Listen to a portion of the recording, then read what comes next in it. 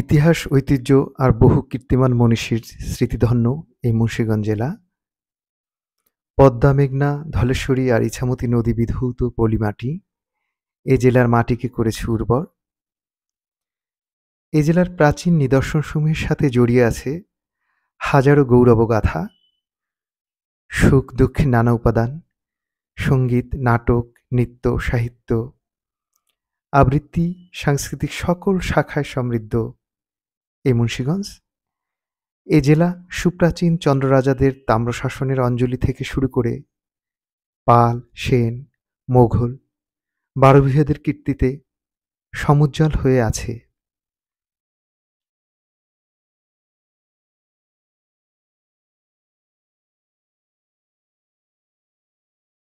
কালের বিবর্তন, পদ্মার ভাঙন আর প্রশাসনিক বিকেন্দ্রীকরণের সুদূর প্রাচীন ইতিহাসের পথ পেরিয়ে ঐতিহ্যবাহী বিক্রমপুরের সর্বশেষ পরিণতি আজকের মুন্সিগঞ্জ জেলা।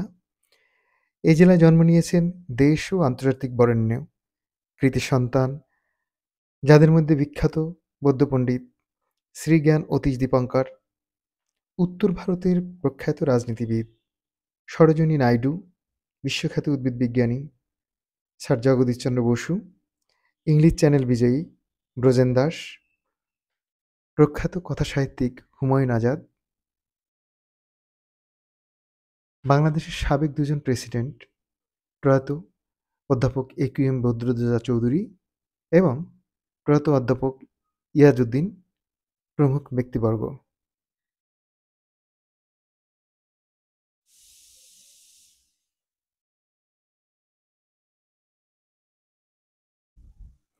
চলুন আমরা একে একে পরিচিত হয়ে নেই মুন্সিগঞ্জ জেলার বিভিন্ন দর্শনীয় স্থানের সাথে। প্রথমেই ১৬ আনি সৈকত। সুবিশাল মেঘনা নদী মুন্সিগঞ্জ জেলাকে দুভাগে বিভক্ত করেছে। মেঘনার পূর্ব পাড়ে গজারি উপজেলা এবং পশ্চিম পাড়ে বাকি উপজেলাগুলো। গজারি উপজেলার দক্ষিণাংশে মেঘনা নদীর ভাঙন থেকে ১৬ আনি সহ গজারিয়ার অন্যান্য জায়গাগুলোকে রক্ষার জন্য পানি উন্নয়ন বোর্ড একটি দৃষ্টিনন্দন বাঁধ নির্মাণ করেছে। এই বাঁধের বাহিরে একটি ছোট বিচের মতো রয়েছে, যা দেখতে বেশ দৃষ্টিনন্দন, যার ফলে দেশের বিভিন্ন প্রান্ত থেকে মানুষজন এই ১৬ আনি বীচটি দেখতে আসেন। কিভাবে আসবেন? ঢাকা থেকে যারা আসবেন তারা নারায়ণগঞ্জ পার হওয়ার পর ভবেরচর নামক একটি স্টপেজ রয়েছে, বাস স্টপেজ। সেখানে নেমে অটোরিকশায় করে রসুলপুর চলে আসবেন। রসুলপুরে এসে অটোরিকশা চেঞ্জ করে ১৬ আনি যাওয়ার অটোরিকশা পাওয়া যায়। সেই অটোরিকশা যোগে অথবা মোটরবাইক যোগে ১৬ আনি যেতে পারবেন। সেখান থেকে আবার রসুলপুরে ফিরে ফেরি পার হয়ে অথবা খেওয়ায় রসুলপুর পার হয়ে চলে যাবেন সরাসরি গজারিয়া ফেরিঘাটে।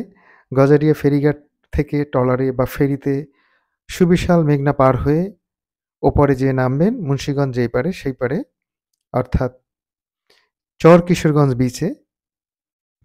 চর কিশোরগঞ্জ একটি বিনোদনের স্পট। মেঘনা নদীর তীরে হওয়ায় জায়গাটি বেশ মনোরম ও দৃষ্টিনন্দন। এখানে আরেকটু বড় আকারের একটি বিচ রয়েছে, যা অনেকের কাছে মিনি কক্সবাজার নামে পরিচিত। এই চর কিশোরগঞ্জ একটি উর্বর জায়গা। এখানে প্রচুর ফসল ফলে, সবজি জন্মে, যা মুন্সিগঞ্জ সদর এবং নারায়ণগঞ্জ এবং কিছু কিছু সবজি রাজধানী ঢাকা শহরে এখান থেকে পাঠানো হয়। প্রতিদিন বিকেলবেলা অনেক ভ্রমণ পিপাসু মানুষ এই চর কিশোরগঞ্জে আসেন। চর কিশোরগঞ্জ ভ্রমণ শেষ করে অটোরিকশা যোগে আপনারা চলে আসবেন মুন্সিগঞ্জ সদরে। মুন্সিগঞ্জ সদরে রয়েছে ইদ্রাকপুর জলদুর্গ।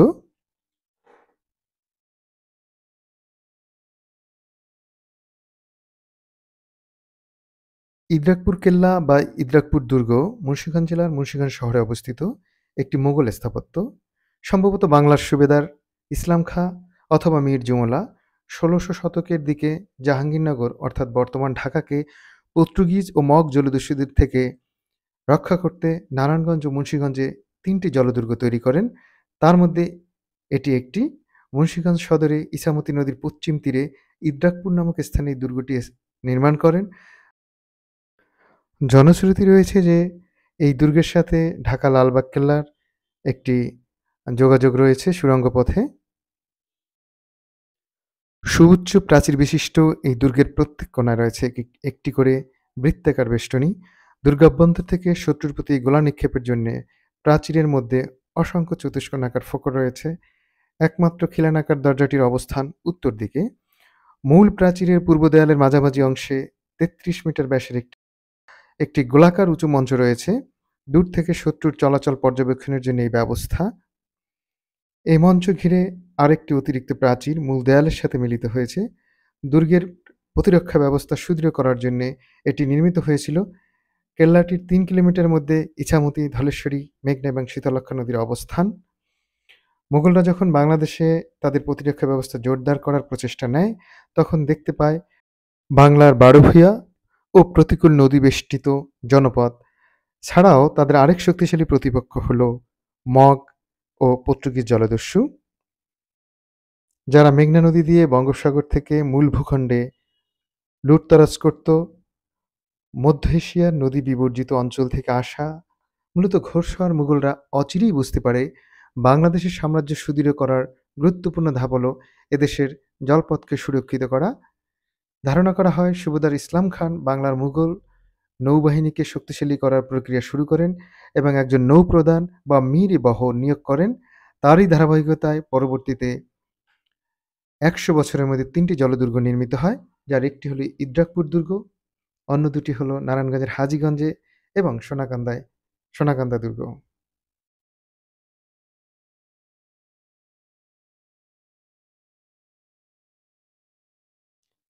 বাবা আদম মসজিদ ও বাবা আদমের মাজার মুন্সিগঞ্জ জেলায় অবস্থিত একটি প্রাচীন মসজিদের নাম। বাবা আদম মসজিদ, যা ১৪৮৩ সালে নির্মিত হয়। বাবা আদম ছিলেন একজন ধর্মপ্রচারক। তিনি অত্যাচারী হিন্দু রাজাদের হাতে শহীদ হন।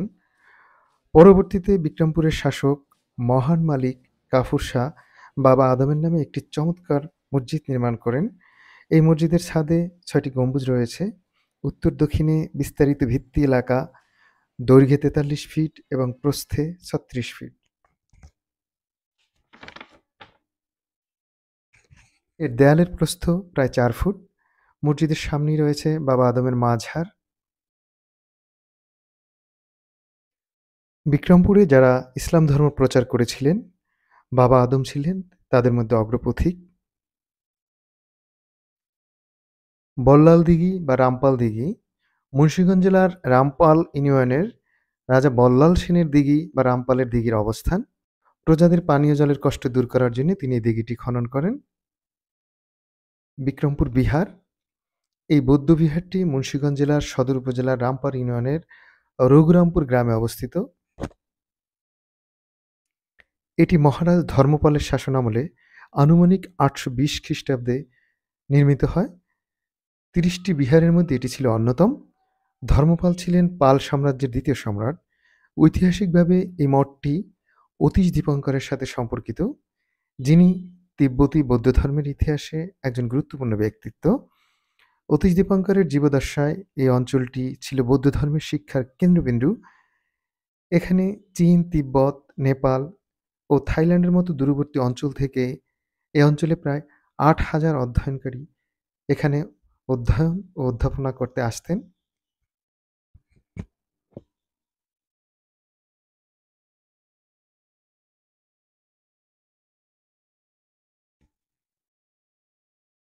মাটি খনন করে এই বিহারটির ধ্বংসাবশেষ উদ্ধার করা হয়। এখানে রয়েছে একটি ঔষধি গাছের বাগান। এখানে বেশ কিছু ঔষধি গাছ রয়েছে। যারা এই বিক্রমপুর বিহারটি ভ্রমণ করতে আসবেন তাদের জ্ঞাতার্থে জানিয়ে রাখি, এটি দুপুর ৩টার পরে এখানে প্রবেশ করা যায়। যারা এখানে আসবেন তারা এই সময়টি মাথায় রেখে আসবেন, অন্যথায় এখানে প্রবেশ করতে পারবেন না।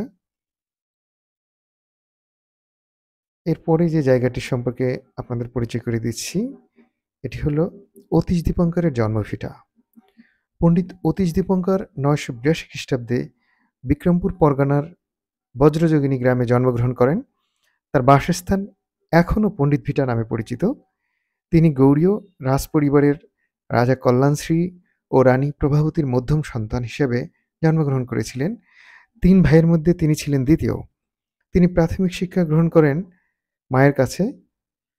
পরবর্তীতে তিনি উচ্চশিক্ষার জন্যে ১০১১ খ্রিস্টাব্দে শতাধিক শিষ্যসহ মালয় দেশের সুবর্ণদ্বীপে গমন করেন এবং আচার্য ধর্মপালের কাছে দীর্ঘ ১২ বছর বৌদ্ধ দর্শনশাস্ত্রের বিভিন্ন বিষয়ের উপর অধ্যাপনা শেষে দেশে ফিরে বিক্রমশিলার দায়িত্ব গ্রহণ করেন। ১০৪০ খ্রিস্টাব্দে তিব্বতের রাজার আমন্ত্রণে তিব্বত যাত্রা শুরু করেন। নেপালে ১ বছর কাটিয়ে তিনি ১০৪২ খ্রিস্টাব্দে তিব্বত পৌঁছান। এখানে তিনি তার বিখ্যাত ধর্মগ্রন্থ বোধিপথ প্রদীপ রচনা করেন। ১০৫৪ খ্রিস্টাব্দে ৭৩ বছর বয়সে লাসা নগরের কাছে চেথংয়ের দ্রোলমা লাখাং তারা মন্দিরে শেষ নিঃশ্বাস ত্যাগ করেন। অতীশ দীপঙ্করের জন্মভিটায় রয়েছে একটি বৌদ্ধবিহার। এখানে রয়েছে গৌতম বুদ্ধ ও অতীশ দীপঙ্করের মূর্তি। এই মূর্তিগুলোর বিশেষত্ব আছে। এখানে একটি মূর্তি রয়েছে ইন্দোনেশিয়ার তৈরি আগ্নেয়গিরির লাভা দিয়ে তৈরি একটি মূর্তি। এই বৌদ্ধবিহারের পাশেই রয়েছে একটি জাদুঘর এবং একটি লাইব্রেরি। এই লাইব্রেরিতে বৌদ্ধ ধর্মের ধর্মগ্রন্থ যেমন পাওয়া যায়, ঠিক তেমনি স্কুল কলেজের বইও রয়েছে। পড়াশোনা করা যায় এখানে এসে। অতীশ দীপঙ্কর বাংলাদেশ থেকে তিনি যে ইন্দোনেশিয়া গিয়েছিলেন যে জাহাজে করে, তার একটি রেপ্লিকা রয়েছে জাদুঘরে। এখন দেখছেন সোনারং জোড়া মঠ। বাংলাদেশের অষ্টাদশ শতাব্দীর এই প্রত্নতত্ত্ব নিদর্শন। এটি টঙ্গীবাড়ি উপজেলার সোনারং গ্রামে অবস্থিত। কথিত ইতিহাসে জোড়া মঠ হিসেবে পরিচিতি লাভ করলেও মূলত এটি জোড়া মন্দির। রূপচন্দ্র নামে এক হিন্দু লোক বড় কালী মন্দিরটি ১৮৪৩ সালে এবং ছোট মন্দিরটি ১৮৮৬ সালে নির্মাণ করেন। ছোট মন্দিরটি মূলত শিব মন্দির। বড় মন্দিরটির উচ্চতা ১৫ মিটারের অধিক। জোড়া মন্দিরের সামনে রয়েছে একটি বিশাল দিঘি। আপনারা দেখছেন এই জোড়া মন্দিরটির স্থাপত্য শৈলী। এখন পরিত্যক্ত অবস্থায় আছে। পরিত্যক্ত অবস্থায় থাকলেও এটি এখনো ধ্বংসপ্রাপ্ত হয়নি। আমি ভিতরে ঢুকে ভিডিও ধারণ করেছি এবং আপনাদেরকে দেখাচ্ছি।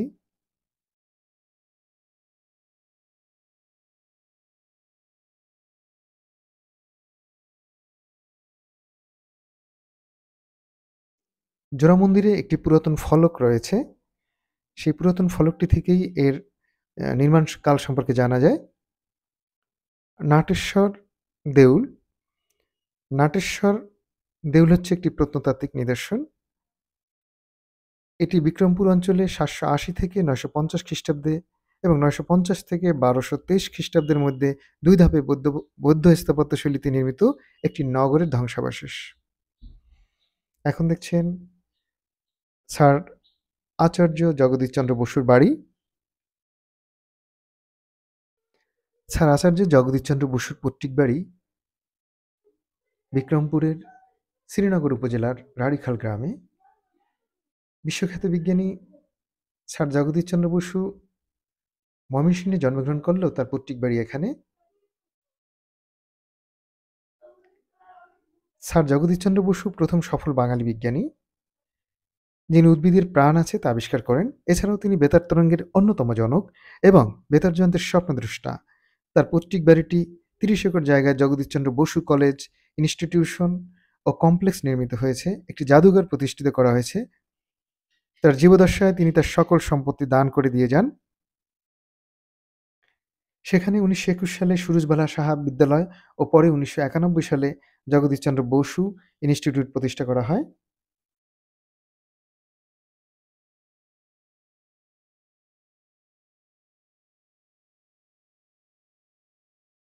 শ্রীনগর উপজেলার ভাগ্যকুল গ্রামে ভাগ্যকুল জমিদার বাড়ি অবস্থিত।